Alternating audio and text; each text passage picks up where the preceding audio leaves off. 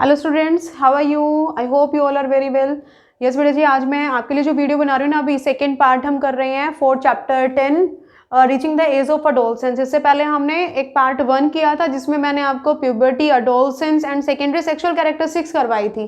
ठीक है, secondary sexual characteristics कौन से मीन्स जो बॉयज़ और गर्ल्स के अंदर जो चेंजेस आते हैं, जैसे उनके वॉइस में चेंज है, बॉडी शेप में चेंज है, ये सभी कंप्लीट पार्ट 1 में मैंने करवाया था। ठीक है, अब वो जो चेंजेस होते हैं इन boys and girls at the puberty, तो किसकी वजह से होते हैं? हॉर्मोन्स की वजह से होते हैं। तो आज है ना, हम इस वीडियो में हॉर्मोन्स के लिए ही करेंगे, hormones and their respective glands. ठीक है, कि कौन कौन से हमारी बॉडी के अंदर ग्लैंड्स हैं और वो कौन से हॉर्मोन्स को वो रिलीज करती हैं और उन हॉर्मोन्स के फंक्शन क्या होते हैं। तो बेटा आप है ना इसी सीक्वेंस में लर्न करना। इस सीक्वेंस में करोगे ना तो फिर आपको लर्न भी रहेंगे। जैसे सबसे पहले क्या हो जाएगा, अपने टॉप से स्टार्ट करेंगे, फ्रॉम टॉप टू बॉटम। तो जस्ट बिलो द ब्रेन, अपने ब्रेन के जस्ट बिलो एक ग्लैंड होती है, दैट इज पिट्यूटरी ग्लैंड। ठीक है, ब्रेन हमारा मास्टर होता है ना, हमारी पूरी बॉडी का जो मास्टर है, हमें हर चीज को बताने वाला ब्रेन ही होता है। इसी तरीके से जो पिट्यूटरी ग्लैंड है, it is master of all gland, सभी ग्लैंड्स की मास्टर है ये। ठीक है, कि कौन सी ग्लैंड को किस तरीके से फंक्शन करना है, कब करना है, कब फंक्शन स्टॉप करना है, तो ये सारी चीजें पिट्यूटरी ग्लैंड ही कंट्रोल करती है, इसलिए इसको मास्टर भी बोला जाता है ऑल ग्लैंड्स में। तो जस्ट बिलो द ब्रेन होती है ये ग्लैंड, और ये जो हार्मोन रिलीज करती है ना, वो होते हैं ग्रोथ हार्मोन। देखिए, जब आप बॉर्न हुए, जब आप पैदा हुए, तब से लेकर के अब तक आपकी बॉडी ग्रो हो रही है, आपका साइज बढ़ रहा है, आपका वेट बढ़ रहा है। ठीक है, आपके हैंड्स, लेग्स, ये सभी चीजें ग्रो हो रही है ना। तो ये जो ग्रोथ हो रही है वो किसकी वजह से? Growth hormone. तो जो ये ग्रोथ होती है ना, वो हमारे बर्थ से ही स्टार्ट हो जाती है। आपकी हाइट डे बाय डे आप राइज करते हो, ग्रो करते हो, वो आफ्टर बर्थ आपका स्टार्ट हो जाता है। Even inside the mother's womb also, जब आप इस दुनिया में नहीं आए थे, आप अपनी मदर वोम में थे, तब भी आपकी ग्रोथ हो रही थी। एक छोटे से एक पॉइंट से, एक एग सेल और स्पर्म सेल, आपने रिप्रोडक्शन बढ़ा ना कंप्लीट, वहां से जाइगोट बना, इतना छोटा जाइगोट जिसको कि हम नेक्ड आई से देख भी नहीं पाते। ठीक है, वहां से कंप्लीट जो साइकिल वहां पे बनी, मीन्स आपकी बॉडी के अंदर सारे ऑर्गन्स वहां पे ग्रो हो गए, तो ग्रोथ वहां पे भी हो रही थी। तो अब आफ्टर बर्थ हम बात करें ना, तो यहाँ पे क्या होगा, तो आपके बर्थ के बाद ही ग्रोथ स्टार्ट हो गई, मीन्स पहले भी ग्रोथ थी, उसके बाद भी कंटिन्यू चल रही है। अब आपकी हाइट कब तक बढ़ेगी? अभी एडोलसेंस में हम यही कर रहे थे ना कि 19-20 ईयर्स तक आप कंप्लीट अपनी जितनी भी हाइट आपको गेन करनी है वो आप गेन कर चुके हो। अब अगर मैं अपनी बात करूं तो मेरी हाइट इसके बाद नहीं बढ़ सकती, जितनी है अब उतनी ही रहेगी।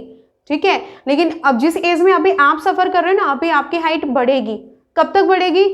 19-20 ईयर्स तक, जब तक ये पिट्यूटरी ग्लैंड ग्रोथ हार्मोन्स को एक्टिव रखेगी। उसके बाद क्या होगा, ये ग्रोथ हार्मोन्स का काम खत्म, मीन्स आपकी हाइट बढ़नी बंद हो जाएगी, डेवलपमेंट होगी। ठीक है, आप मैच्योर हो गए, डे बाय डे जो जो चीजें आप एक्सपीरियंस करोगे उन चीजों से आप सीखोगे, लेकिन हाइट बढ़ना बंद हो जाएगी। ठीक है, तो पिट्यूटरी ग्लैंड रिलीज करते हैं ग्रोथ हार्मोन को। उसके बाद नेक, नीचे हम आएंगे नेक, तो आपके नेक के अंदर एक ग्लैंड होती है थायराइड ग्लैंड, और ये जो थायराइड ग्लैंड है वो रिलीज करती है थायरोक्सिन हार्मोन।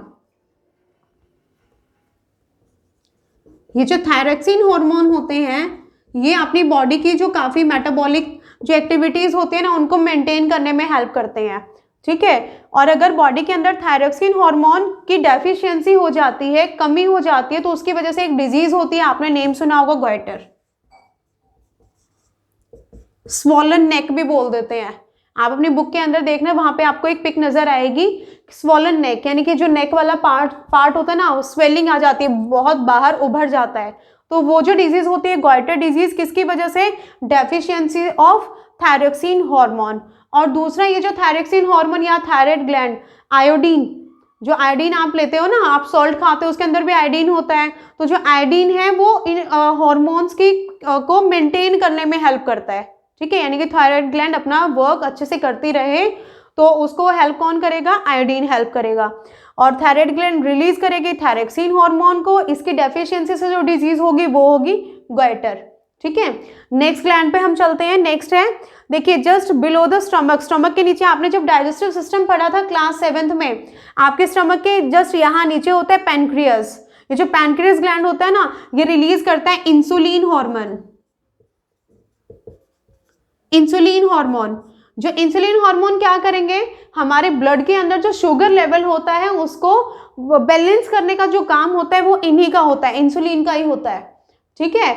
और सेम अगर इंसुलिन की डेफिशिएंसी हो जाएगी तो उससे क्या होगा, हमारे ब्लड के अंदर शुगर लेवल बढ़ जाएगा और उस डिजीज को क्या बोलेंगे, डायबिटीज, पेशेंट को डायबिटिक। आजकल बहुत सुनने में आता है, बहुत सारे जो ऐसे पर्सन हैं जिनमें आपको ये शुगर, वो बोलते हैं कि इनको तो शुगर की प्रॉब्लम है, शुगर डिजीज है, तो वो शुगर प्रॉब्लम वो है क्या, उनकी बॉडी के अंदर इंसुलिन हार्मोन की डेफिशिएंसी हो रही है।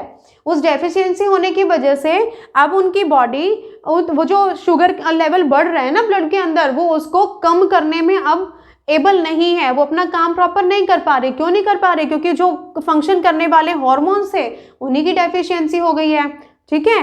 तो पैनक्रियास जो ग्लैंड है वो रिलीज करती है इंसुलिन हार्मोन को। इसके बाद जो नेक्स्ट देखिए, अभी जो मैंने यहाँ पर आपको ये जो 4 ग्लैंड्स बताई है ना, इन मेल एंड फीमेल दोनों के अंदर कॉमन सेम इसी तरीके से होती है। मेल में और फीमेल में जस्ट बिलो द ब्रेन क्या होगी, पिट्यूटरी ग्लैंड, नेक में होगी थायराइड ग्लैंड, ये पैनक्रियास ग्लैंड दोनों के अंदर होगी। हाँ, अब डिफरेंस कौन सा आ जाता है यहाँ पर, ओवरी एंड टेस्टिस। अच्छा, एक यहाँ पे एड्रिनल ग्लैंड और देख लीजिए, एड्रिनल ग्लैंड भी कॉमन होती है in male and female. Adrenal gland release करती है एड्रिनलिन। एड्रिनलिन एक हार्मोन होता है, मींस एड्रिनलिन नेम के जो हार्मोन होते हैं ना, ये उनको रिलीज करते हैं। और इनका फंक्शन क्या होगा, जो भी शॉकिंग कंडीशंस होती है ना, इमरजेंसी जो सिचुएशन होती हैं उनमें अपनी बॉडी को भाई मतलब उन चीज़ों को बैलेंस करने में जो हेल्प करते हैं ना, वो एड्रेनलिन हार्मोन होते हैं। जैसे एकदम बहुत ज़्यादा फेयर वाली कंडीशन है, कोई भी ऐसी एकदम से, जैसे आप गली में आप चल रहे थे, चलते चलते ऐसे ही भौंकता हुआ एक डॉगी आ गया, एकदम से आप डर गए, ठीक है। या घर में आप गए हो, कोई भी ऐसी सरप्राइजिंग चीज़ है कि जिसको देख करके आप बहुत ज़्यादा खुश हो गए हो या बहुत ज़्यादा दुखी हो गए, जैसे किसी की डेथ हो गई है और आपको रोना आ रहा है, तो उन सारी चीज़ों में कंट्रोल करने में, यानी कि आप रो रहे हो तो कंटिन्यू आप रोते ना रहो, या हंस रहे हो तो हंसते ना रहो, तो मतलब इस तरीके की जो इमरजेंसी सिचुएशन होती है ना, तो उनमें जो हेल्प करता है वो एड्रेनलिन हार्मोन होता है। अब अगर ये हार्मोन ना होता ना, तो फिर तो बेटा यही होता है, आपने सुना होगा ना कि ज़्यादा खुशी या ज़्यादा दुख दोनों ही हार्मफुल होते हैं। They can cause heart attack, वो हार्ट अटैक कॉज कर सकते हैं, हार्ट फेलियर कॉज कर सकते हैं, ठीक है। तो इस तरीके से ये जो हार्मोन होते हैं ये इमरजेंसी सिचुएशन में हमारी हेल्प करते हैं। नेक्स्ट, अच्छा, ये जो अभी थे वो कॉमन जो मेल और फीमेल में, अब मैंने बोला कि डिफरेंस किस में आता है, ओवरीज एंड टेस्टिस। मैंने यहाँ पे प्रॉपर मेंशन कर दिया है भाई, ovaries only in females, females के अंदर ओवरी होगा, और जो ओवरी है वो रिलीज करती है एस्ट्रोजन हार्मोन को, और एस्ट्रोजन हार्मोन ही फिर रिस्पॉन्सिबल होते हैं सेकेंडरी सेक्सुअल कैरेक्टरिस्टिक्स के लिए, जो अभी हमने रीड की थी। जो भी फीमेल की बॉडी के अंदर जो चेंजेस आ रहे हैं ना, उनके लिए रिस्पॉन्सिबल होते हैं एस्ट्रोजन हार्मोन। लास्ट जो मेल्स के अंदर होंगे, दैट इज जो मेल के अंदर जो ग्लैंड होगी वो टेस्टिस ग्लैंड रिलीज करती है टेस्टोस्टेरोन, यहाँ लिख देती हूँ मैं आपके लिए, टेस्टोस्टेरोन नेम के हार्मोन को रिलीज करते हैं टेस्टिस। और ये जो हार्मोन होते हैं ना, ये रिस्पॉन्सिबल होते हैं जो भी मेल के अंदर जो सेकेंडरी सेक्सुअल कैरेक्टरिस्टिक्स चल रहे हैं, जो चेंजेस चल रहे हैं ना, उनके लिए रिस्पॉन्सिबल कौन होंगे, टेस्टोस्टेरोन हार्मोन, ठीक है। तो अभी इस वीडियो में हम करेंगे सिर्फ इतना ही पार्ट। आई होप ये जो भी ग्लैंड है और उनके जो भी फंक्शंस हैं वो आपको क्लियर हो गए होंगे। यस बेटा, इन लास्ट वही चीज़ें फिर मैं आपको वही बोलूँगी, इस टॉपिक को आप रीड जरूर करेंगे, ठीक है। रीड करना बहुत जरूरी है, जब तक आप रीड नहीं करेंगे ना, तो ये ठीक है, एक बार हवा में आपको लगेगा कि समझ में आ गया, लेकिन कहीं ना कहीं कुछ ना कुछ चीज़ें छूट ही जाती हैं। So reading is must. Okay बेटा जी, bye and have a nice day.